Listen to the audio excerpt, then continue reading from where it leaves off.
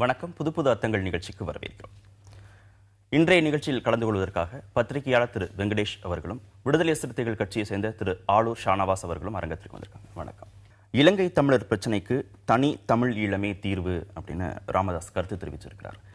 எப்படி பார்க்குறீங்க இவருடைய கருத்தை?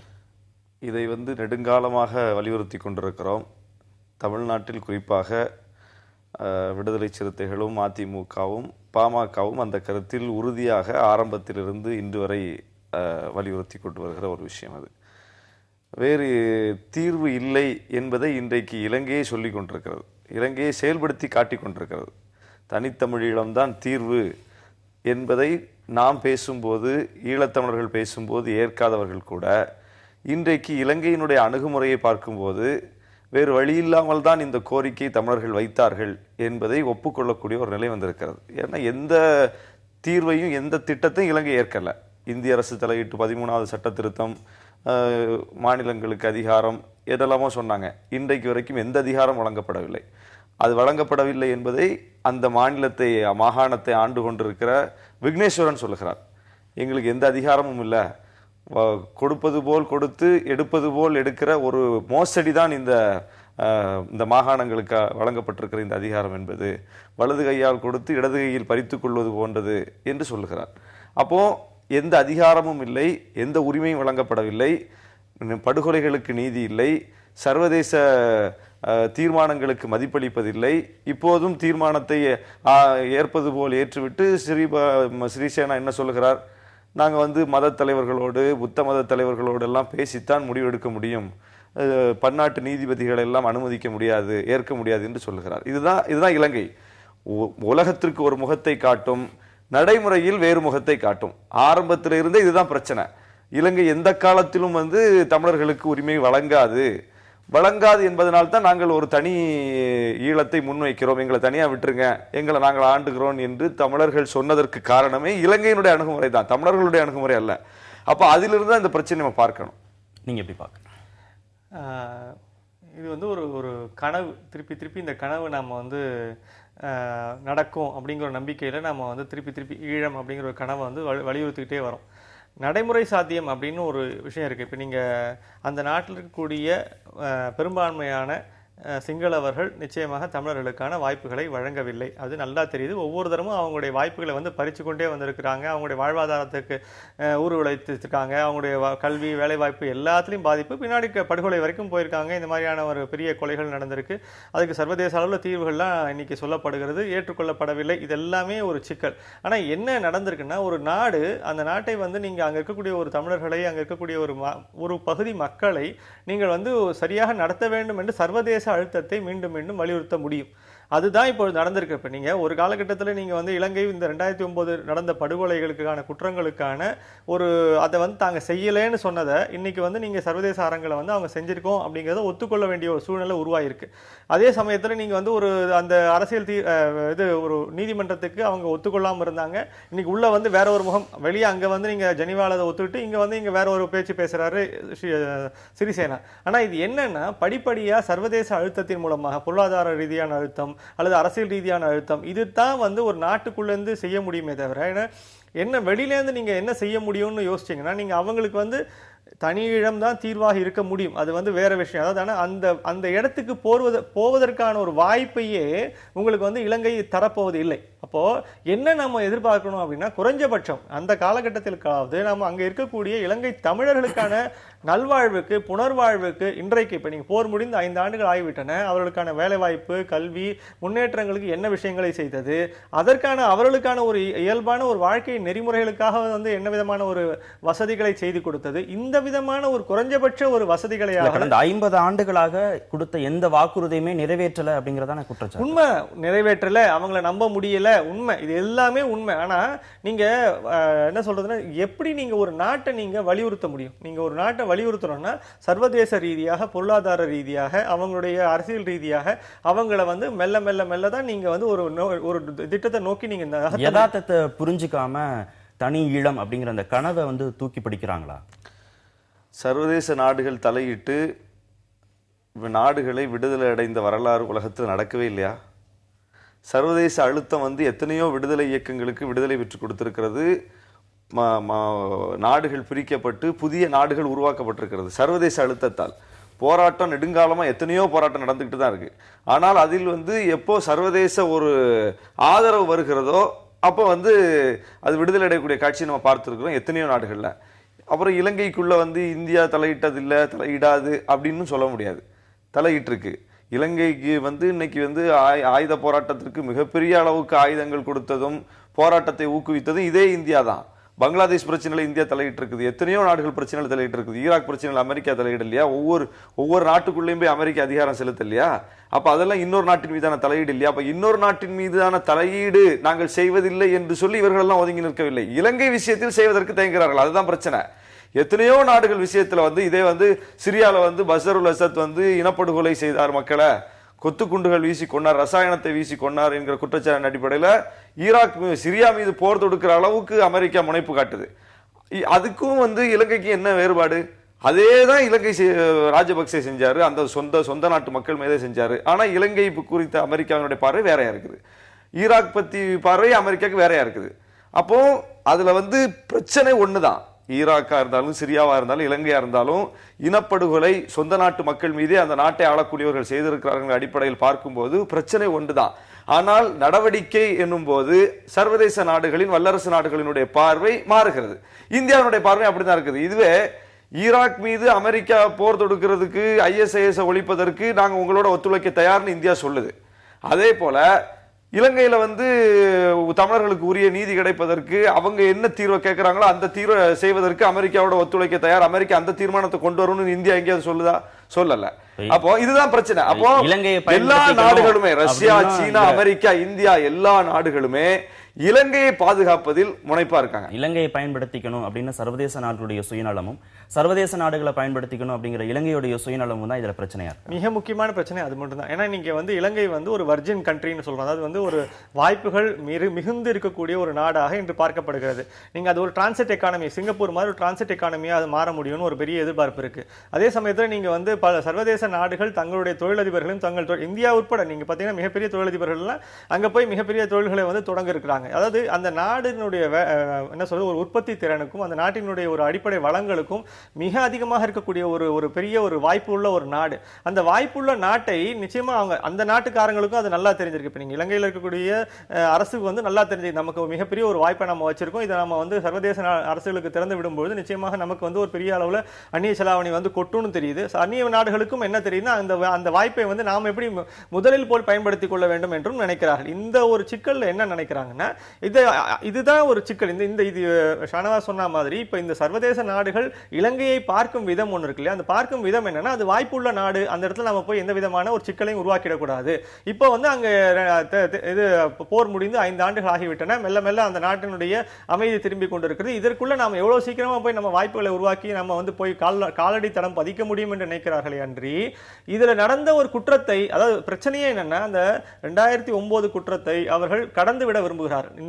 இலங்கை மட்டும் கடந்து விட விரும்பவில்லை, சர்வதேச அரசுகளும் அதை கடந்து விட விரும்புகின்றன, அதை மறந்து விட விரும்புகின்றன, அதை வந்து புறக்கணித்து விட விரும்புகின்றன. இந்த புவிசார் அரசியலுக்குள்ள சர்வதேச நாடுகளும் இருக்கு, இலங்கையும் இருக்கு. அப்படிங்கும்போது இந்தியா மட்டும் தனிச்சு சிந்திக்க முடியுமா? இந்தியாவுடைய செயல்பாடை மட்டும் அது மாதிரி செய்ய முடியுமா?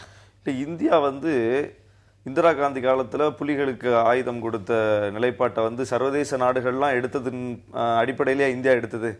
இந்தியாவுக்கென்று ஒரு பார்வை இருந்தது. ஏன்னா இந்தியாவுக்கு அன்னைக்கு அது தேவைப்பட்டது, அதனால அதை செஞ்சாங்க. பங்களாதேஷ் விஷயத்துல இந்தியா தலையிட்டத அமெரிக்கா, ரஷ்யா, சீனா எல்லோரும் பங்களாதேஷ் விஷயத்துல ஒரு முடிவுக்கு வந்த பிறகு இந்தியா அந்த முடிவு எடுத்தது இல்ல. இந்தியா நினைத்தால் எடுக்கும். அப்ப இலங்கை விஷயத்திலையும் இலங்கையை பகைத்துக் கொள்ள வேண்டும் அல்லது இலங்கையை தன் கட்டுக்குள் கொண்டு வர வேண்டும் என்று இந்தியா நினைத்தால் இந்தியா செய்யும். இந்தியா நினைக்கல. இந்தியாவுக்கு தமிழர்களுடைய உரிமையோ தமிழ்நாட்டினுடைய கொந்தளிப்போ அதை பற்றி இந்தியாவுக்கு கவலையே கிடையாது. இந்தியாவுக்கு இங்க இருக்கிற கார்பரேட்டர்களுடைய நலன். ஏன்னா அங்க பல கார்பரேட்டுகளுக்கு முதலீடுகள் இருக்கிறது, புதிய திட்டங்களுக்கு ஒப்பந்தங்கள் போட வேண்டிய நெருக்கடி இருக்கிறது. இது அப்புறம் மற்ற வல்லரசுகளுடைய தலையீடுகள், இதையெல்லாம் கருத்தில் கொண்டு இந்தியா வெளியுறவு கொள்கையை தீர்மானிக்கிறது வரை இந்தியாவில் வந்து காங்கிரஸ், பாஜக அந்த வேறுபாடுலாம் இல்லை, இந்திய அரசு. ஏன்னா காங்கிரஸ் தான் அத்தனைக்குமே காரணம். காங்கிரஸ் ஆட்சி போயிட்டு பாஜக ஆட்சி வந்துட்டா ஈழமே கிடைச்சிரும்னு இங்க தமிழ்நாட்டில் நிறைய பேசிக்கிட்டு இருந்தாங்க. இன்னைக்கு நம்ம பார்க்கிறோம் அதை. அப்ப இந்திய அரசுக்கு என்று ஒரு நிலைப்பாட்டு இருக்கிறது. அந்த நிலைப்பாட்டிலிருந்து இந்தியா இலங்கை அணுகுகிறது. இப்ப இதுல என்ன பிரச்சனைனா இந்த பிரச்சனைக்கு என்ன தீர்வு, அதுதான் நம்ம பேசிட்டு இருக்கிறோம். 50 ஆண்டுகள் ஆச்சு. நீங்க சொன்னது போல 25 ஆண்டு காலம் தந்தை செல்வா தலைமையில அறவழி போராட்டம், ஆயுத போராட்டம் தான் இவ்வளவு பிரச்சனைக்கும் காரணம், பிரபாகரன் தான் இத்தனை பிரச்சனைக்கும் காரணம், புலிகள் தான் இந்த நிலைமை சிக்கலாக்கிட்டாங்க அப்படின்னு ஒரு குற்றச்சாட்டு இங்க சொல்லப்படுது. அது வந்து தொடக்கத்திலேயே ஆயுதத்தை யாரும் கையில் எடுக்கல. 25 ஆண்டு காலத்திற்கு மேலாக 30 ஆண்டு காலம் அறவழியில் போராடி பயனில்லை என்கிற நிலையில்தான் ஆயுதம் தூக்க வேண்டிய நிலைக்கு இளைஞர்கள் தள்ளப்பட்டார்கள். எடுத்த எடுப்பிலேயே அங்க யாரும் வந்து சிங்கள இனவரிக்கு எதிராக ஆயுதம் தூக்கி வந்து களத்திற்கு வரல. அப்போ ஒரு ஒரு ஒரு கையர் நிலையில் முடியவே முடியாது, இதுதான் தீர்வுங்கிற நிலைக்கு தள்ளப்பட்ட பிறகு ஆயுதம் தூக்கினார்கள். இன்னைக்கு ஆயுத போராட்டமும் ஒடுக்கப்பட்டிருக்கு. அப்ப கிட்டத்தட்ட 50 ஆண்டு காலம் போராடி பார்த்து, 2 வழியிலையும் போராடி பார்த்தாச்சு, அறவழியிலையும் போராடி பார்த்தாச்சு, ஆயுத வழியிலையும் போராடி பார்த்தாச்சு. ஏதாவது ஒரு சின்ன நகர்வாவது நடந்திருக்குதா, இலங்கை கொஞ்சமாவது தன் நிலையிலிருந்து இறங்கி வந்திருக்குதான்னு பார்த்தா இன்னும் மோசமான எதிர்நிலைக்கு போகுது. 50 ஆண்டுகளுக்கு முன்னால் இந்த போராட்டத்தை தொடங்கும் போது என்ன நிலை இருந்ததோ அதை விட மோசமான நிலைமைக்கு இலங்கை சென்றிருக்கிறது. அப்போ இதுல வந்து நீங்க இலங்கை அமைதியாக இருக்கணும், இலங்கை நல்லபடியா இருக்கணும், இலங்கையில எல்லோரும் அதிகாரம் பெற்றவர்களாக இருக்கணும்ங்கிறது சர்வதேச நாடுகளுக்கு, இந்தியா உட்பட எல்லா நாடுகளுக்கும் உண்மையிலே நோக்கமாக இருந்தா உண்மையிலே அதற்கு என்ன தீர்வுன்னு தான் பேசணும். அது அப்ப உண்மையிலே என்ன தீர்வுன்னா பிரிஞ்சு போறதுதான் தீர்வு, சேர்ந்து இருக்கிறதுல தீர்வு இல்ல. இந்தியா நினைச்சா செய்ய முடியும், ஆனா இந்தியா நினைக்கல அப்படிங்கிற குற்றச்சாட்டை எப்படி பாருங்க? ஆமாங்க, இப்ப இந்தியா வந்து ஏன் நினைக்கணும் ஒரு கேள்வி, அடுத்த கேள்வி இருக்கு இல்லையா? இப்ப நீங்க இதுலயே அவர் சொன்ன ஒரு பதிலே இருக்கு. என்னன்னா, நீங்க கார்பரேட்டுடைய நிலம் ஒண்ணு இருக்கு, அங்க இருக்கக்கூடிய தொழில் முதலீடுகள் நிலம் ஒண்ணு இருக்கு. இப்ப இந்தியா வந்து இது மட்டும் கவனிக்கல. இப்ப இன்னொன்னு நினைக்கிறது என்ன நினைக்கிறேன், இப்ப நீங்க வந்து ஒரு ஒரு ஒரு அந்த வாய்ப்புள்ள ஒரு இடமா அது இருக்கக்கூடிய இடத்துல என்னன்னா, சர்வதேச ரீதியா இந்த பக்கம் சைனாவோ இந்த பக்கம் பாகிஸ்தானோ அமெரிக்காவோ எல்லாருமே அந்த நாட்டை பயன்படுத்திக்கணும்னு விரும்பக்கூடிய ஒரு இடத்துல நாம வந்து எந்த விதமான பாதிப்புகளும் எந்த விதமான ஒரு பிரச்சனைகளும் நம்முடைய நாட்டினுடைய வந்துடக்கூடாதுங்கிற ஒரு பயம் ஒண்ணு இந்தியாவுக்கு இருக்கு. அப்போ அவங்களை தொடர்ந்து தாஜா செய்து வைத்துக் கொள்வதைத்தான் இந்தியா விரும்புமே அன்றி நிச்சயமா நீங்க வந்து அவங்களோட எந்த விதமான ஒரு என்ன சொல்ல ஒரு அவங்களை அதிருப்திப்படுத்தக்கூடிய எந்த ஒரு முயற்சிகளிலும் இவங்க இறங்காது. ஒன்று. இரண்டாவது, இப்ப இந்தியாவினுடைய அயலுறவு கொள்கையை வந்து நீங்க எந்த விதமான ஒரு அரசியல்வாதிகளோ இல்ல வந்து மேல இருக்கக்கூடியவோ உருவாக்கின மாதிரி எனக்கு தெரியல. திருப்பி திருப்பி அதிகாரிகள் தான் அதை உருவாக்கி கொண்டிருக்கிறார்கள், அல்லது வந்து இந்தியாவில் இருக்கக்கூடிய உளவு அமைப்புகள் தான் அதை வந்து உருவாக்கி கொண்டிருக்கின்றன. இவர்களுடைய பார்வையில் தான் அந்த இலங்கையினுடைய ஒரு இலங்கை பற்றிய ஒரு அயலுறவு கொள்கை வந்து உருவாக்கப்பட்டிருக்கிறது. அவர்கள் தொடர்ந்து இந்த பயத்தை மட்டுமே வலியுறுத்தி வருகிறார்கள். சர்வதேச ரீதியாக நமக்கு ஏற்படக்கூடிய பாதிப்பு என்ன, அந்த விதமான பாதிப்புகளிலிருந்து நம்மை பாதுகாத்துக் கொள்வது. ஏன்னா இவர்களுக்கு ஏற்கனவே இந்த பக்கம் காஷ்மீர் ஒரு பிரச்சனை இருக்கிறது, இந்த பக்கம் சைனா ஒரு பிரச்சனை இருக்கு, நாம் மற்றொரு பிரச்சனையை காலுக்கு கீழே உருவாக்கி கொள்ள வேண்டாம் என்ற ஒரு தயக்கம் ஒன்று மீண்டும் மீண்டும் இந்த பாதுகாப்பு அதிகாரிகளாலும் உளவு அமைப்புகளாலும் திருப்பி திருப்பி வலியுறுத்தப்படுகிறது. அப்படி இருக்கும் பட்சத்தில் அவர்கள் என்ன நினைக்கிறார்கள், ஒரு குறைஞ்சபட்சம் ஒரு பக்கத்தில் இருந்தாவது நமக்கு வந்து பிரச்சனை வராமல் இருக்கட்டுமே என்ற ஒரு பார்வை நிச்சயமாக இங்க இருக்கக்கூடிய அதிகாரிகளுக்கு இருக்கு. அந்த அதிகாரிகள் சொல்வதைத்தான் இங்கே இருக்கக்கூடிய முந்தைய காங்கிரஸ் அரசாக இருந்தாலும் சரி, இன்றைய பாஜக அரசாக இருந்தாலும் சரி, அவர்கள் அதை அப்படியே ஏற்றுக்கொள்கிறார்கள் என்றுதான் நமக்கு புரிந்து கொள்ள வேண்டும். ஏன்னா இது எதுக்குமே நமக்கு வந்து சாட்சியங்கள் கிடையாது. ஆனால் அவருடைய நடைமுறையை வைத்து புரிந்து கொள்ளும் போது இப்படிப்பட்ட ஒரு எண்ணம் தான் இருக்குமோ என்று நமக்கு தோன்றுகிறது. ஆனால் என்ன சிக்கல் என்றால், இதற்கு அப்பாற்பட்டு நீங்கள் வந்து ஷானவாஸ் சொல்ற மாதிரி நீங்க வந்து உண்மையான தீர்வுக்குள்ள அங்க போய் நம்ம வந்து ஒரு அங்க இருக்கக்கூடிய தமிழர்களுக்கு ஏதாவது செய்ய முடியுமா அப்படின்னு யோசிக்க வேண்டிய இடத்துல இங்க இருக்கக்கூடிய அதிகாரிகள் கிடையாது. ஒண்ணு. ஆனா என்ன நடந்திருக்கணும் அப்படின்னா, தமிழ்நாட்டினுடைய அரசியல்வாதிகள், தமிழ்நாட்டில் இத்தனை ஆண்டுகள் ஆட்சி செய்தவர்கள் மத்திய அரசை அந்த திசை நோக்கிய ஒரு சிந்தனையை மாற்றத்தை அவர்கள் விதைத்திருக்க வேண்டும். ஆனால் தமிழக அரசியல்வாதிகள் கடந்த 50 ஆண்டுகளாகவே தமிழக அரசியல்வாதிகள் தில்லியில் இருக்கக்கூடிய எந்த ஆட்சியாளர்களிடமும் அவர்களால் தங்கள் கருத்துக்களை வலியுறுத்தி சொல்லி ஒரு மாற்றத்தை, அவருடைய சிந்தனை மாற்றத்தை, மத்திய அரசினுடைய சிந்தனையில் மாற்றத்தை இவர்களால் கொண்டு வர முடியவில்லை என்பதுதான் நிச்சயம். சரி, இந்த குற்றச்சாட்டுக்கு உங்களுடைய பதில்? இல்ல, அதாவது கட்சிகள் வந்து போராடலன்னு சொல்ல முடியாது. கட்சிகள் வந்து போராடிட்டு தான் இருக்காங்க. ஏன்னா அந்த போராடக்கூடிய நிலையில் தான் இங்குள்ள கட்சிகள் இருக்குது. மத்திய அரசினுடைய சிந்தனை போக்கில் மிகப்பெரிய மாற்றத்தை ஏற்படுத்தக்கூடிய அளவுக்கு இங்கே உள்ள கட்சிகள் வந்து மத்திய அரசுல வந்து, ஏன்னா இந்த பிரச்சனைகள் மட்டும் இல்ல, பல பிரச்சனைகளை நம்மளால மத்திய அரசினுடைய சிந்தனை போக்க மாற்ற முடியல. அதுக்கு என்ன காரணம்னா நாம வலிமையேற்றிருக்கிறது தான் அதுக்கு காரணம். அதனால அது ஒரு பெரிய சப்ஜெக்ட். அதுக்குள்ள நம்ம போறதுங்கிறது நமக்குள்ளே குற்றச்சாட்டுகளை சொல்லி மீண்டும் மீண்டும் இங்கே ஒரு குழாயடி சட்டையில கொண்டு போய் அதை நிறுத்தும். அதனால அதை தாண்டி இந்த பிரச்சனையை பார்க்க வேண்டியிருக்கிறது. இதில் இந்திய அரசு ஒரு நிலைப்பாட்டை எடுக்க முடியும். நான் ஏற்கனவே சொன்னது போல இப்போ பாகிஸ்தான் விஷயத்திலும் கூட இலங்கையை எப்படி எல்லா இந்தியாவுக்கு சவாலாக இருக்கக்கூடிய அமெரிக்கா, ரஷ்யா, சீனா போன்ற நாடுகள் ஊக்கப்படுத்துகிறார்களோ அதுபோலதான் பாகிஸ்தானை ஊக்கப்படுத்துறாங்க. பாகிஸ்தான் இந்தியாவோடு பாகிஸ்தான் முரண்படுகிறது, இந்தியாவுக்குள் பயங்கரவாத செயல்களை பாகிஸ்தான் தூண்டுகிறது என்கிற குற்றச்சாட்டின் அடிப்படையில் இந்தியாவினுடைய நேச சக்தியாக இருக்கிற அமெரிக்கா பாகிஸ்தானோடு முரண்படுகிறதா? பாகிஸ்தானோடு முரண்படல. இந்தியாவுக்கு எப்படி ஒரு வழியை திறந்து விட்டு பேசிக் கொண்டிருக்கிறார்களோ, எப்படி ஊக்கப்படுத்தி கொண்டிருக்கிறார்களோ, அதே போலதான் பாகிஸ்தான் அவர்கள் பேசிக் கொண்டிருக்கிறார்கள்.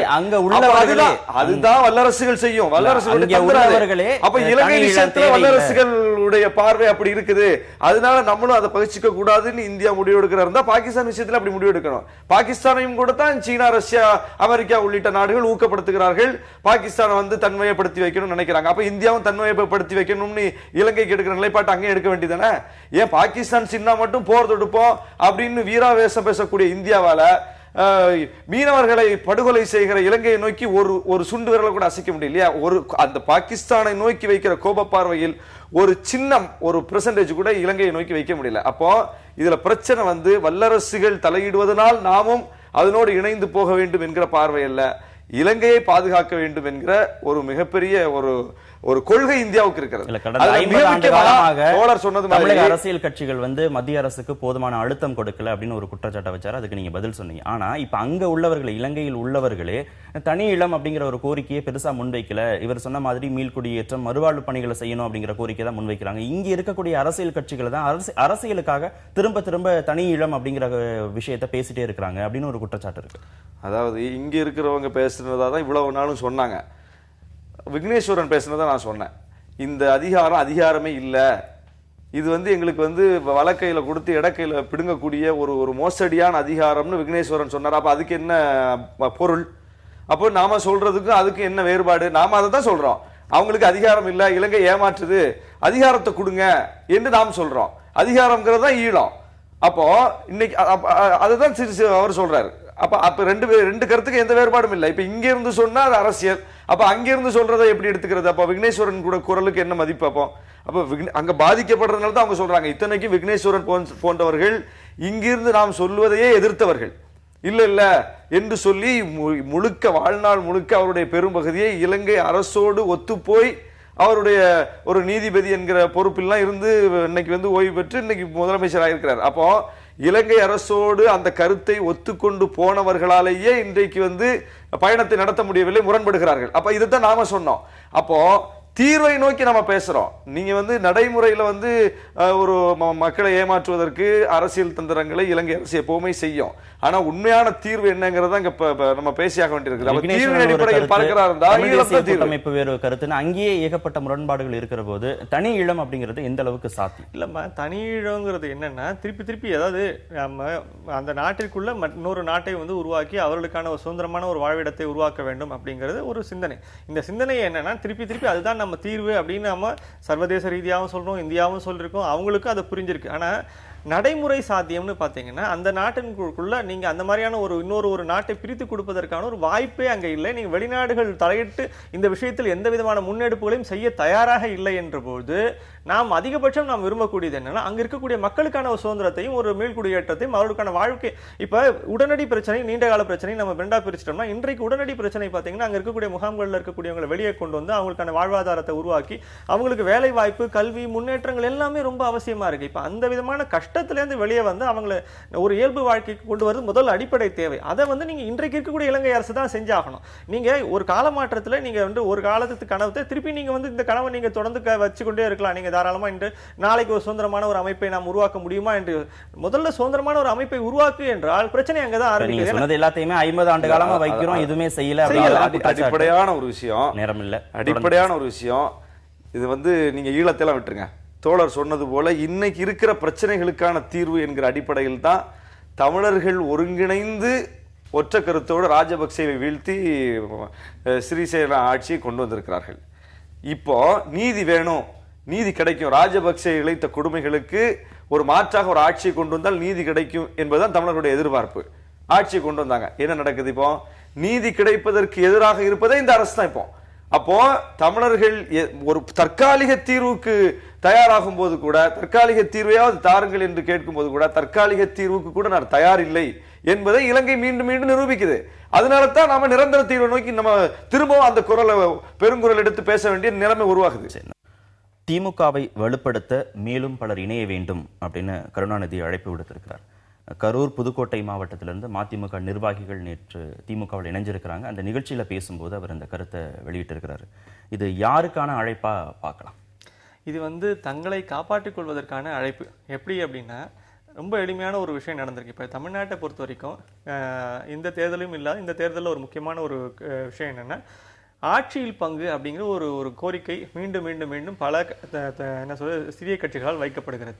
இந்த ஆட்சியில் பங்கு என்பது என்னன்னா, நீங்க வந்து நாளைக்கு நீங்கள் உங்க தலைமையில் ஒரு ஆட்சி அமைக்கப்படும் ஒரு சூழ்நிலை வரும் பொழுது நிச்சயமாக எங்களுக்கு நாங்கள் வெளியிலிருந்து ஆதரவு தெரிவிக்க மாட்டோம், அல்லது நாங்கள் வெறும் என்ற ஒரு காமன் மினிமம் ப்ரோக்ராம் வச்சு ஆதரவு தெரிவிக்க மாட்டோம். குறைஞ்சபட்சம் நீங்க எங்களை வந்து ஆட்சிக்குள்ள நீங்க எங்களுக்கு இடம் கொடுத்தாக வேண்டியும் அப்படின்ற ஒரு தேவை ஒன்று இருக்கு. அப்போ அது வந்து இட்ஸ் கேம் ஆஃப் நம்பர்ஸ். இப்போ என்னன்னா, இந்த எண்ணிக்கை வந்து எவ்வளவுக்கு எவ்வளவு நீங்க தொண்டர்கள் மூலமாக தங்களுடைய வாக்கு எண்ணிக்கை அதே மூலமாக தங்களுடைய சதவீத எண்ணிக்கையை அதிகப்படுத்துவதன் மூலமாக திமுக என்ன செய்து கொள்ள விரும்புகிறது என்றால், இந்த விதமான ஒரு கோரிக்கையை எவ்வளவு தூரம் தள்ளி வைக்க முடியுமோ, அதாவது நிச்சயமா ஏதாவது இவென்ச்சுவாலிட்டின்னு ஒன்று இருக்குங்க சார். இது வந்து கண்டிப்பா தேர்தல் இன்னும் 8 மாசம் நெருக்கத்தில் வரும்பொழுது அந்த அணிகளை வந்து ஒருங்கிணைக்க வேண்டிய ஒரு தேவை திமுகவுக்கு ஏற்படும். அப்ப ஏற்படும் பொழுது இந்த கோரிக்கை, அதாவது ஆட்சியில் பங்கு என்ற கோரிக்கை எழாதவாறு எப்படி செய்ய வேண்டும் என்றால், குறைஞ்சபட்சம் தங்களுக்கு இருக்கக்கூடிய மிகப்பெரிய எண்ணிக்கை, தங்களுடைய மிகப்பெரிய தொண்டர் பலம், மிகப்பெரிய அளவில் இருக்கக்கூடிய தங்களுடைய ஒரு வாக்கு வங்கியை அதிகப்படுத்திக் கொள்வதன் மூலமாக இந்த கோரிக்கையை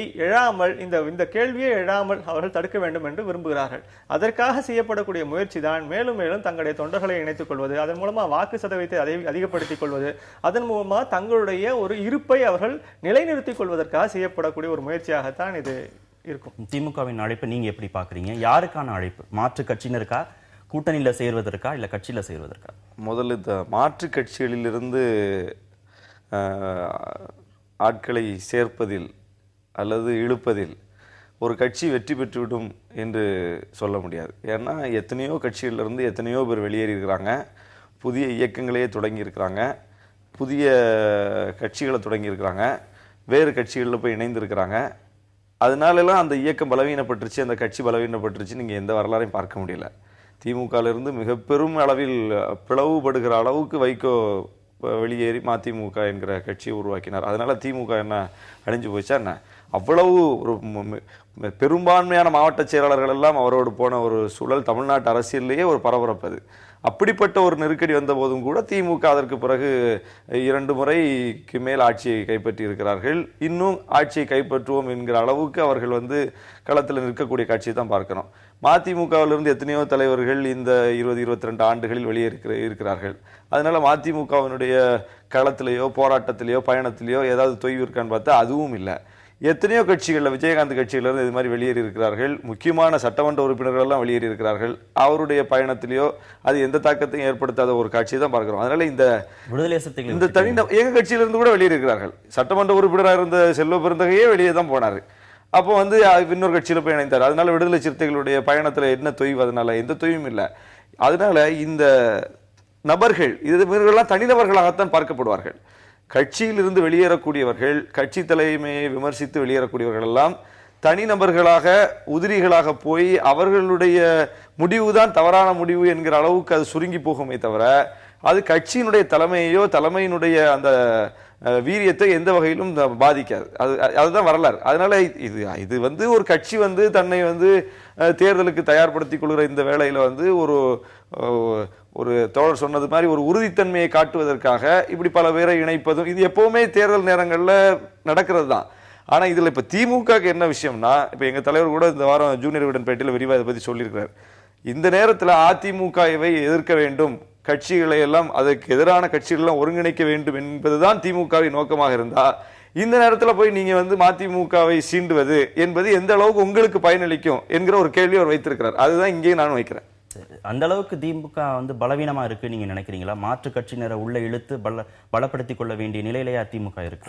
இல்ல, மாற்று கட்சியினர் மட்டும் இவங்க இப்ப இவர் மாற்று கட்சியினர் வந்து சேருங்கன்னு நான் சொல்லல. இவர் அப்படி சொல்லாம தெரியல. எனக்கு என்ன சொல்றாருன்னா, இவங்க வந்து வெளியே வந்து அதாவது கட்சி அரசியலுக்கு அப்பாற்பட்டு இருக்கக்கூடிய இளைஞர்கள் ஒரு 35% இருக்காங்க வெளியே.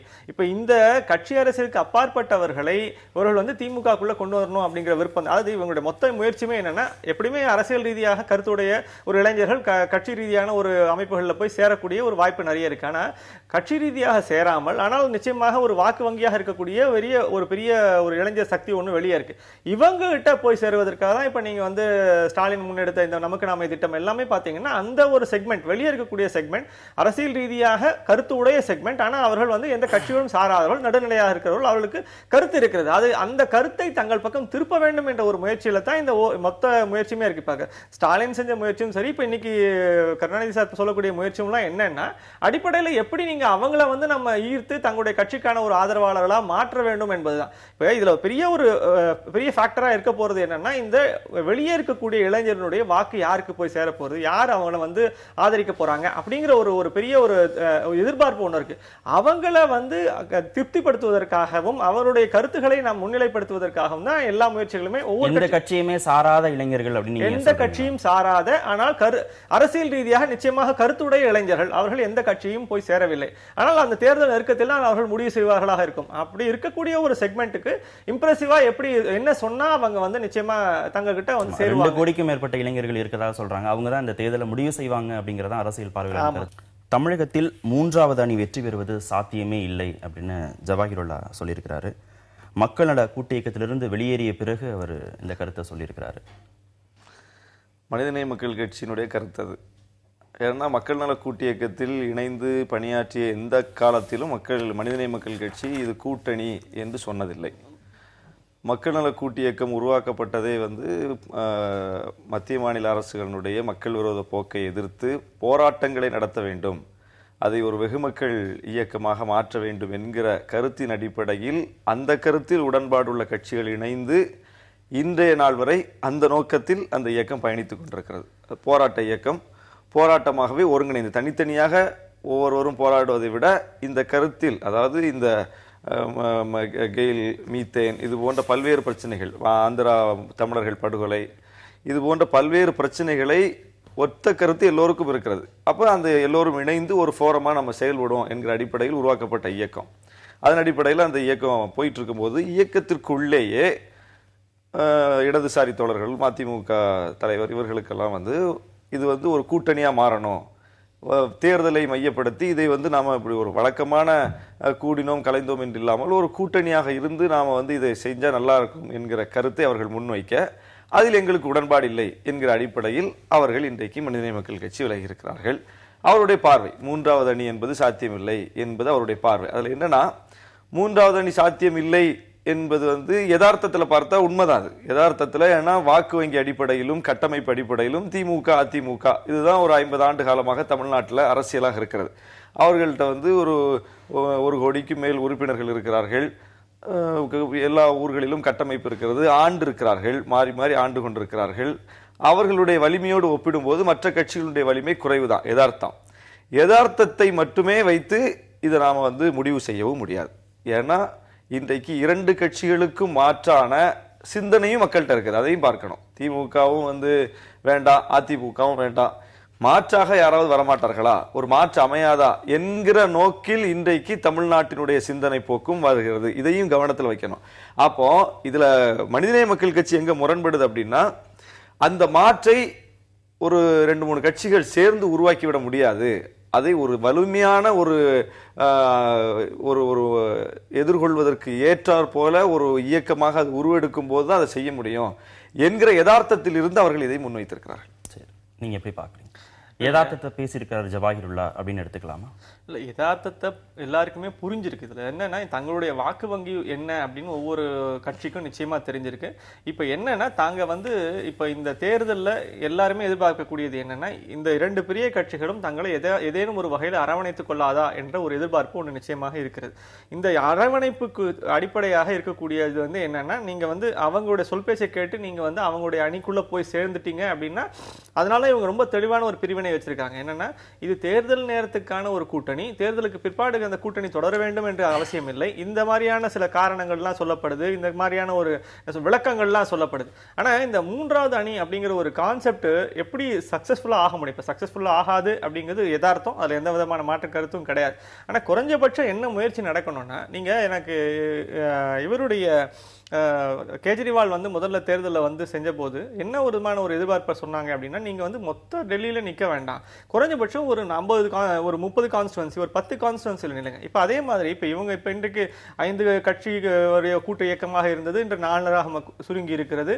நாளைக்கு அதற்கான ஒரு கூட்டணியாக அது மாறும் என்ற ஒரு பேச்சு நாளைக்கு வந்து அறிவிக்க போறேன்லாம் பேசுறாரு. இது எல்லாமே என்னன்னா, இந்த முயற்சிகளை நாம் வந்து எப்படி எடுத்துக்கொள்ள வேண்டும் அல்லது அவர்கள் எந்த விதமாக அதை அணுக வேண்டும் என்றால், நீங்க வந்து 234 தொகுதியிலும் போட்டி போடணும்னு அவசியம் கிடையாது.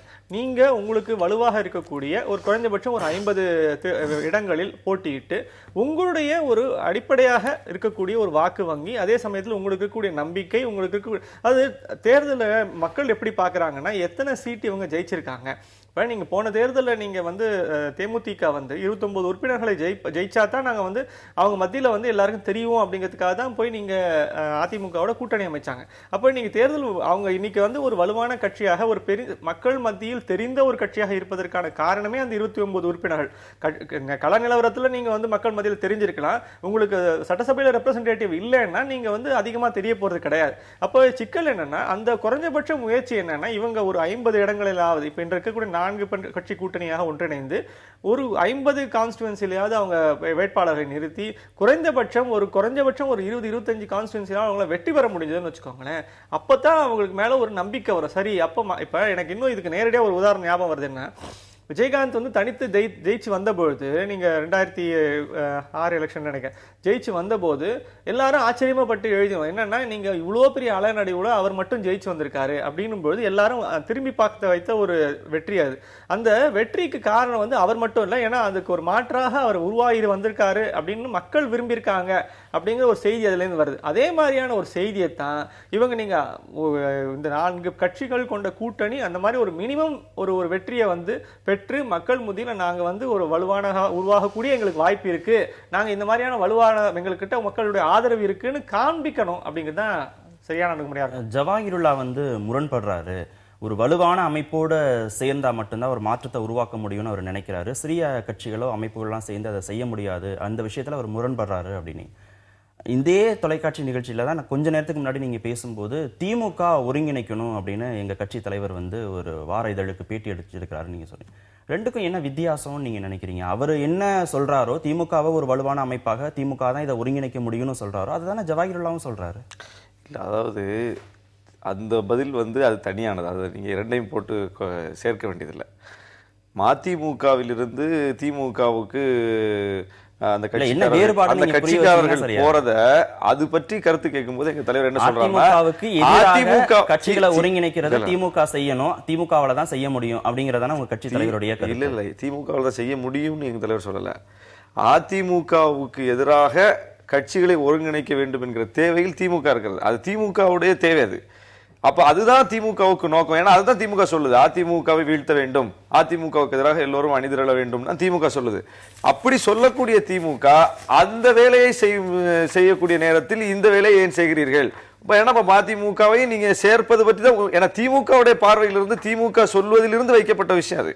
இப்ப இதுல இப்போ ஜவாஹிருல்லா சொல்வது, கட்சி தலைவருடைய வார்த்தைகளையே சொல்லணும் அப்படின்னா, கட்சியின் கூட்டணியை முடிவு செய்ய வேண்டியது அந்த கட்சியின் தலைவர் தான், அதற்கு உடன்படாதவர்கள் வெளியேறுகிறார்கள் அப்படின்னு சொல்லிட்டு, ஆனால் அதிமுகவை வீழ்த்த வேண்டும் என்றால் திமுக தான் முன்னின்று கட்சிகளை ஒருங்கிணைக்க வேண்டும் அப்படின்னு சொன்னார். முன்னின்று செய்யணும் அப்படின்னு திமுக மேல அந்த பொறுப்பை சுமத்திட்டாரு.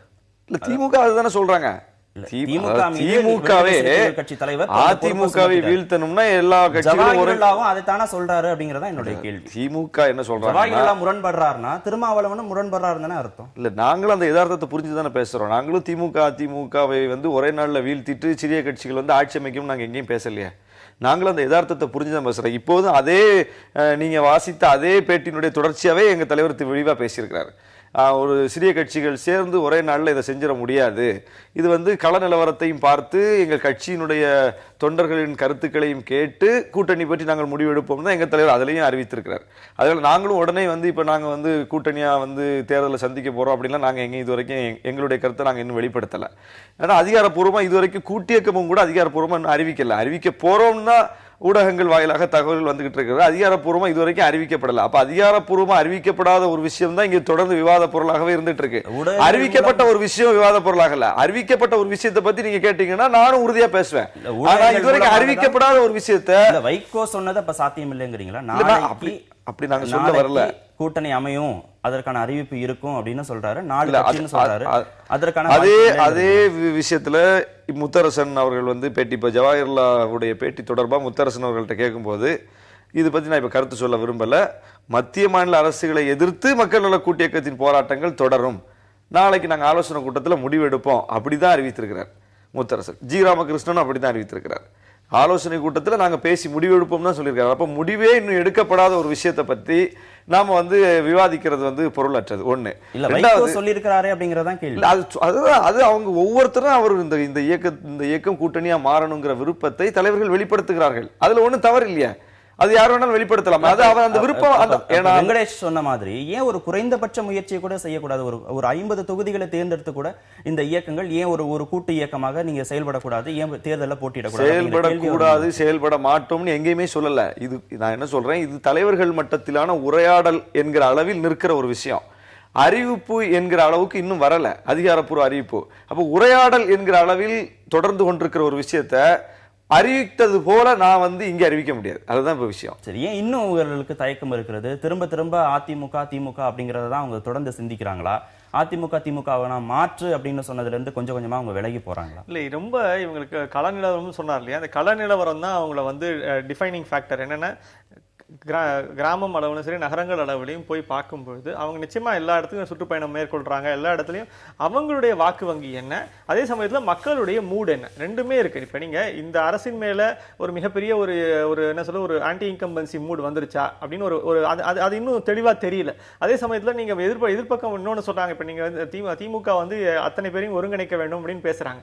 இதெல்லாம் என்ன செய்யுது அப்படின்னா இன்னும் வந்து குழப்பம் ஒன்று இருக்கு. மக்கள் வந்து என்ன விதமான சிந்தனை போக்கை கொண்டிருக்கிறார்கள், இந்த ஒரு ஆன்டி இன்கம்பன்சி மூட் வந்துருச்சா அப்படிங்கிற ஒரு அது வந்து அரசுக்கு எதிரான ஒரு சிந்தனை போக்கு இங்கே உருவாகி இருக்கிறதா? நிச்சயமாக அது அணிதிரண்டு ஒரு மாற்று கட்சியை உருவாக்கும் அளவுக்கு, ஒரு மாற்று ஆட்சியை உருவாக்கும் அளவிற்கு இங்கே அது வந்து வலுப்பெற்று இருக்கிறதா அப்படின்னு அந்த ஒரு கள நிலவரத்தை உணர்ந்து கொண்டு இன்னும் வந்து அவங்களால முடிவெடுக்க முடியும். இப்ப நீங்க இன்றைக்கு தேதியில அந்த கள நிலவரத்தை உணர்ந்து கொண்டிருந்தார்கள் என்றால் நிச்சயமாக தைரியமாக இவர் அத்தனை பேருமே வந்து நாம வந்து பேசணும் அப்படின்னு எதிர்பார்ப்பாங்க. தனியா ஒரு இந்த கூட்டு இயக்கமே ஒரு நிச்சயமான ஒரு அரசியல் கட்சியாக மாறும்லாம் தைரியமா பேச முடியும். ஆனா அந்த விதமான ஒரு மைண்ட் செட்டை வந்து இன்னும் இவங்களால யாராலுமே ரீட் பண்ண முடியல. ஏன்னா இன்னும் தேர்தல் வந்து 6-8 மாசம் இருக்கு அப்படிங்கிற பட்சத்தில் நம்மளால உட்கார்ந்து அந்த மாதிரியான மூட ரீட் பண்ண முடியாது. என்னுடைய ரீடிங் என்னன்னா இன்னும் கிட்ட போக தேர்தலுக்கு நெருக்கமா போக இந்த மைண்ட் செட் வந்து ரீடிங் நல்லா தெரியும். அப்ப உண்மையிலேயே மக்கள் விரும்பல, இல்ல மக்கள் விரும்புறாங்க, இந்த ஆட்சி மேல பெரிய குறை இல்ல, இந்த ஆட்சி மேல இருக்கக்கூடிய ஒரு பெரிய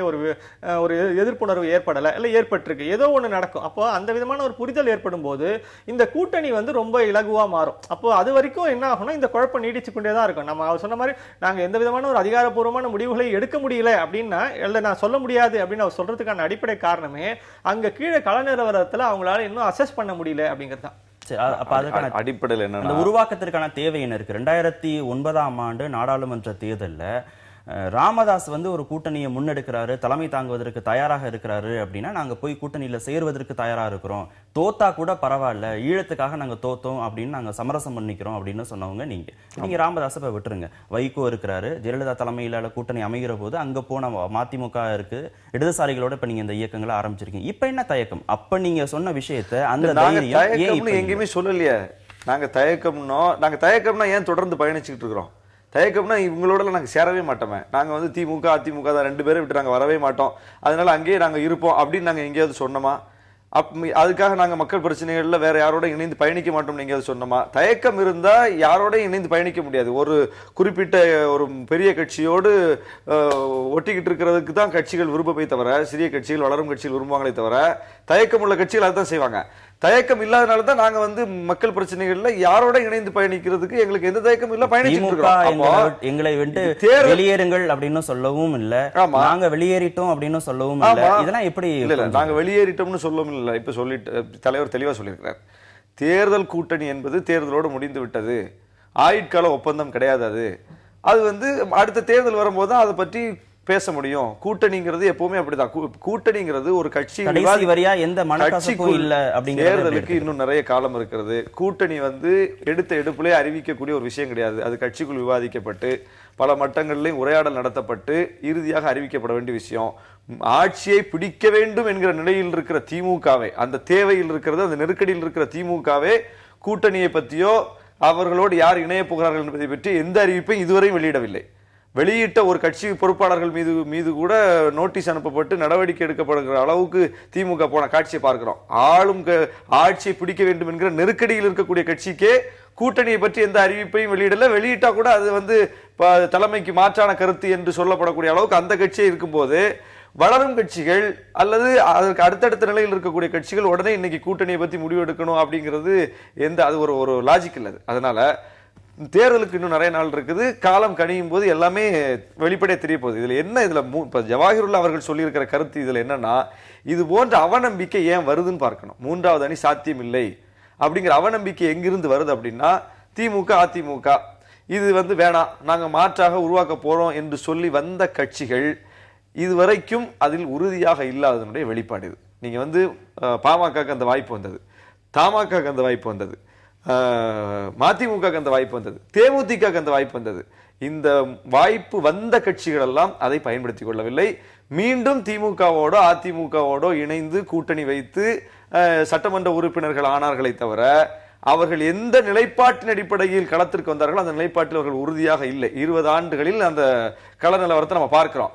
அப்போ விஜயகாந்த் மிகப்பெரிய ஒரு மாற்றம் சொல்லி வந்தாரு. மக்களும் வாக்களித்தார்கள். ஒரு 10% அளவுக்கு ஒரு கட்சி ஒரு வாக்கை குறுகிய காலத்தில் பெற்றதுங்கிறதுலாம் தமிழ்நாடு அரசியல மிக முக்கியமான ஒரு பதிவு.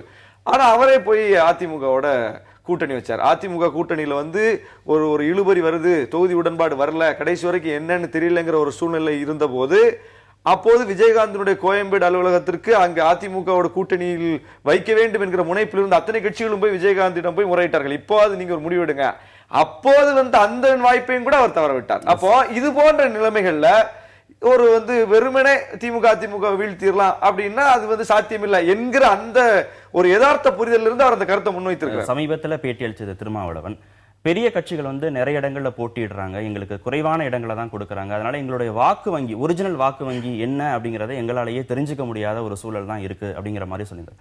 இருந்தாலும் கூட மீண்டும் மீண்டும் பெரிய கட்சிகளோடு கூட்டணி வைத்துக் கொள்வதை இந்த கட்சிகள் எப்படி சமரசம் செஞ்சுக்கிறாங்க, என்ன நோக்கத்துல அதை வந்து அவங்க தொடர்ந்து செய்யறாங்க? இல்ல, ரொம்ப எளிமையான ஒரு காரணம். நீங்க வந்து சட்டசபையில அவங்களுக்கு பிரதிநிதித்துவம் வேணும். சட்டசபையில பிரதிநிதித்துவம் வேணும் அப்படின்றதுக்கு நீங்க வந்து அவங்களுடைய இப்ப நீங்க ஒரு தொகுதிக்குள்ள எடுத்தீங்கன்னா ஒரு 2 லட்சம் வாக்குகள் இருக்கு, ஒரு 2.5 லட்சம் வாக்கு இருக்கு, இல்ல எத்தனை வாக்கு இருக்குன்னு வச்சுக்கோங்க. அதுல வந்து அவங்களுடைய பர்சன்டேஜ் வந்து ஒரு 8% 10% இல்ல 5% இவ்வளவுதான் இருக்கும். ஆனா மிக பெரும்பான்மையா இருக்கக்கூடிய ஒரு அந்த பெரிய கட்சிகளுடைய வாக்கு வந்து தங்களோட சேரும்பொழுது அவர்களுக்கு வந்து இவங்க அவங்களுடைய பங்களிப்புக்கு செய்யறாங்க, அவங்க இவங்களுக்கு பங்களிப்பு, அதாவது வேற வேற தொகுதிகளில் இந்த தொகுதி பங்கீடு அப்படின்னு செய்யறதுடைய நோக்கமே என்னவா இருக்கும் அப்படின்னா, நீங்க எங்கெல்லாம் எங்களுடைய வாக்குகள் இருக்கோ அதெல்லாம் வந்து அங்க பெரிய கட்சிகளுக்கு நாங்க கொடுக்கிறோம், நீங்க வந்து உங்களுடைய பெரிய கட்சிகளுடைய வாக்குகளை வந்து எங்களுடைய கேண்டிடேட்ஸ்க்கு கொடுங்க அப்படிங்கிறது. அப்ப இந்த ஒரு எண்ணிக்கை வந்து கண்டிப்பா சட்டசபையில் வந்து பிரதிநிதித்துவம் வேணும் அப்படின்னு வரும்போது இந்த விதமான சமரசங்களுக்கு அவர்கள் உடன்படுகிறாங்க. கூட்டணி தொடர்பாக அறிவிக்க போறோம் அப்படின்னு சொல்றதுக்கு இன்னும் 24 மணி நேரம் இருக்கு, வைகோ சொல்லியிருக்கிறாரு. அறிவிச்ச பிறகு அது தொடர்பாக நம்ம விவாதிக்கலாம். அரங்கத்திற்கு வந்து உங்களுடைய கருத்துக்களை பதிவு செய்ததற்கு மிக்க நன்றி. நேயர்களை மற்றும் நிகழ்ச்சியில் சந்திக்கலாம். நன்றி, வணக்கம்.